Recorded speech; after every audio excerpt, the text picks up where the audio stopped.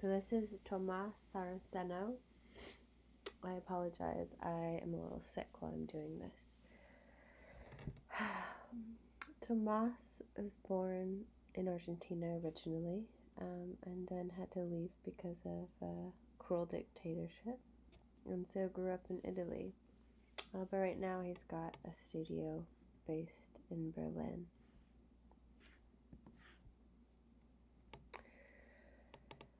I am going to cover a few of his projects that I think are really unique.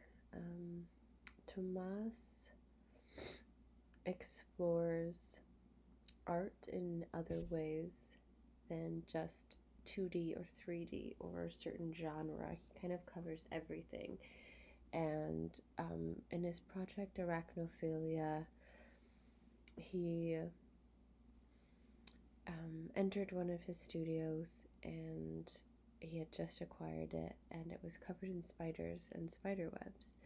And he took a closer look at them, and he watched the spiders for some time and noticed rhythms, and he noticed signals that the spiders were sending off, and so dug a little bit into that. And he's aware, of arachnophobia, the fear of spiders, which is pretty prevalent in our society. So instead, he is creating these projects that really honor spiders and what their creations mean, and how they can impact us, including art, and including us in society. So here's one of these boxes that he made, where he'd have a spider in the box and then watch them create these webs. These webs he eventually uses as a framework for some of his future projects, which we will see.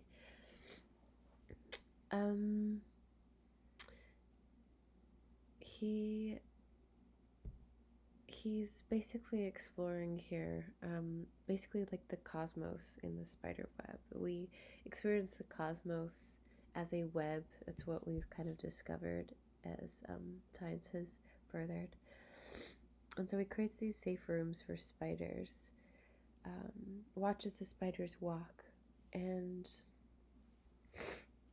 with a precise microphone, he picks up the vibrations so we can hear the way the spiders play the webs. These spiders play their webs in different ways. There's different signals that he picks up, territorial signals, mating signals, different vibrations that communicate whether or not you're even a spider. An ant walking on the web will send off different signals, and spiders can actually mimic that to basically set a trap for another spider. They can mimic the way that an ant walks on the web, and then a spider is lured over, and that mimicking spider then consumes the spider that he lured. So there's a lot of interesting aspects that Tomas is exploring here. So he goes further there, and with inspiration from these rhythms and from these spiders, he creates these webs where he's exploring the vibrations that he can make and how they can be connected. And he plays these webs, and so do other people. And if you touch one, you can not only hear a tone, they're very taut, and so they're almost an instrument at this point. You can hear the tone, but then you can hear other faint tones. You can also see which other webs are vibrating. So he's playing with sound here, but he's also playing with like a type of architecture that is very unique and precise and also playful.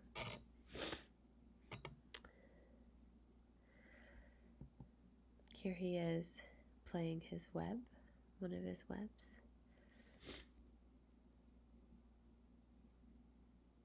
So he basically turns these rooms into instruments, where many people can play and they can communicate and they can connect. And although it's very similar to the interactions of the spiders, I think that he's also intending to reach further than that. And in his art, I notice a lot of like him exploring what different connections look like and um, uh, what our effects are. So if I touch this one string, yes, it makes a beautiful tone, but how many other tones are going to arrive in succession of that initial one touch? And is that tone or is that vibration going to reach then another person on this string? So in this same room he has two other people playing, and they are a ways away from each other, but they are interacting. And he's exploring rhythm here too, and the frequencies around us, and creating those frequencies, and creating spaces where we can explore different frequencies, and really see the frequencies that we put out into the world just with simple movements. And he's really interested in us as a whole society becoming more sensitive to learn about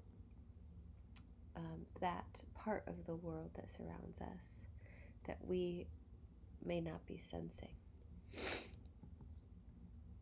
So now we've got, we're moving forward to on space-time foam. And he set up this basically 3D little world. There's 3 surfaces, and they're this soft, billowy plastic, and on these surfaces, space doesn't really exist until you enter a space. So the mass of the human bodies are actually creating this space.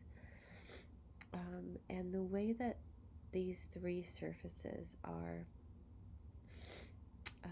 set up is when 2 people are in the same space, same area. See here, we see that every person is just about in their own space. But once 2 people start to get real close, the layer will droop far down, and it will actually end up sucking more people in. It will create an extreme curve, and others will become dragged to that same spot no matter what layer you are in. And he's playing with this idea of proximity and its effects. Again, he seems to be really interested in cause and effect, and personal responsibility, which I really appreciate, because I think art is a really fascinating and useful tool, and it can grab people's attention about these concepts that, if presented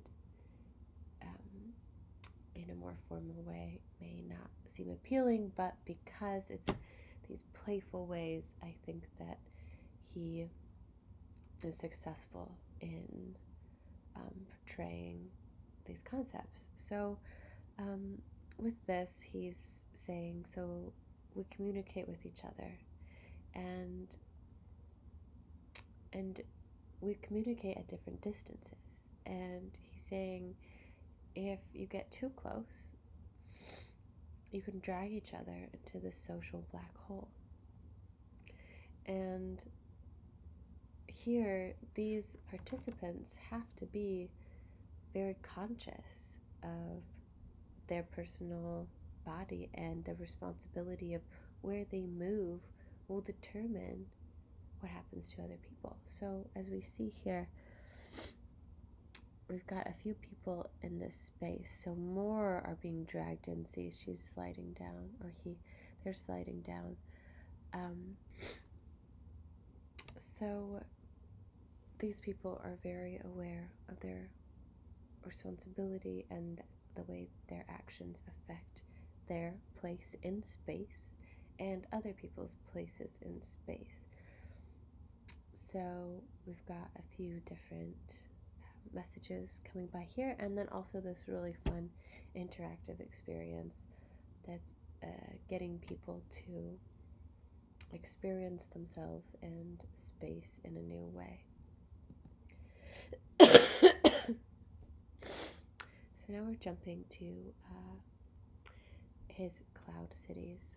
So again, with architecture, him as an architect, he is an architect, and he recognizes that architecture is not just about buildings, even though these are kind of like a simulation of a room or a building.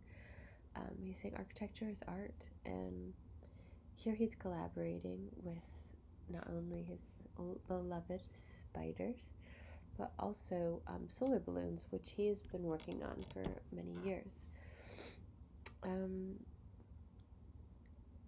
So in the midst of climate emergencies, global pandemics, capitalism, social and political issues, and the clouds of pollution, he says, and misinformation, this Cloud Cities is an imaginary realignment with the environment, and a realignment with the cosmic web beyond anthropocentrism. So that being our lives and our perspectives concerned with humans as the central role in our existence here on Earth, because we're really just a part of bigger systems at play. And he's really concerned with that. So with this coming back to our home, our place in our environments, he's introducing these cloud cities that would be powered by solar balloons, which he's played with a lot. Basically balloons that can fly from solar energy and solar heat. And in this exhibit, people got to climb into these spaces and experience these little pods, and what this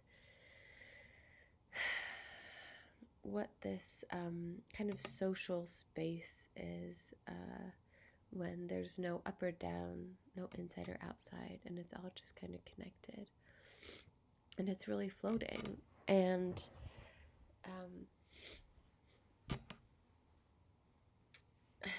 these spaces threaded together, he is thinking creates a different way of interacting socially. So another experience he's creating where people can recognize themselves and experience themselves in a place socially and spatially and mentally that they may have never before. And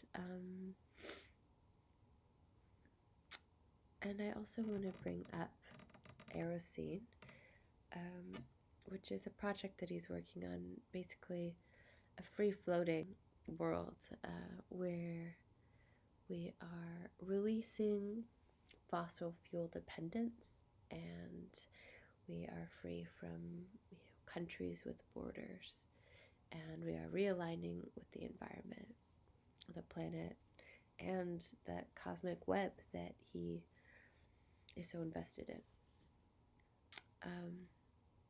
And then again, beyond anthropocentrism, so beyond this idea that humans are the center of life. So these sculptures are with that Erisine project, which also concerns the solar balloons. These ones are suspended, but he has made, these are suspended by strings, but he has made some that do fly on their own, and he has sent, him and the Erisine community flew its first balloon. I believe it was in 2020, and it was a 16-minute flight that an Argentinian school teacher took, and it to this day is the most sustainable flight in history. So this community is very excited about that. And these sculptures with drift, a cosmic web of thermodynamic rhythms. They're made of two different lightweight materials, and they're experimental models on this path towards sustainable human flight technologies. So we're looking at, there's two sides to them. One side is mirrored. I've got this, the mirrored side, and then there's the clear side. The mirrored side would reflect the sun's radiation and control the temperature inside, preventing overheating. And then the clear side, the transparent side, would maintain temperature to sustain buoyancy. And these are created in a way that they can sustain a comfortable temperature, and if they can maintain just the right temperature, just the right amount of heat, then they could float. They could free float in the air, and it would be a way of transportation free from fossil fuels, powered only by thermodynamics. And this is a little bit of a reach from where we're really trying to get with this, I think. But it's the beginning of these. It's an artist who is not only creating this art, but also engaging the public in this conversation of, and experimenting, how can we use thermodynamics instead of fossil fuels? How can we use wind and sun, temperature that already exist, and we can just, and how do we harness those natural and accessible resources? So, Tomas has been talked about in The Guardian, where he's considered not to just be an artist, but also a revolutionary voice in the science community and in the technology community, where we're trying to find these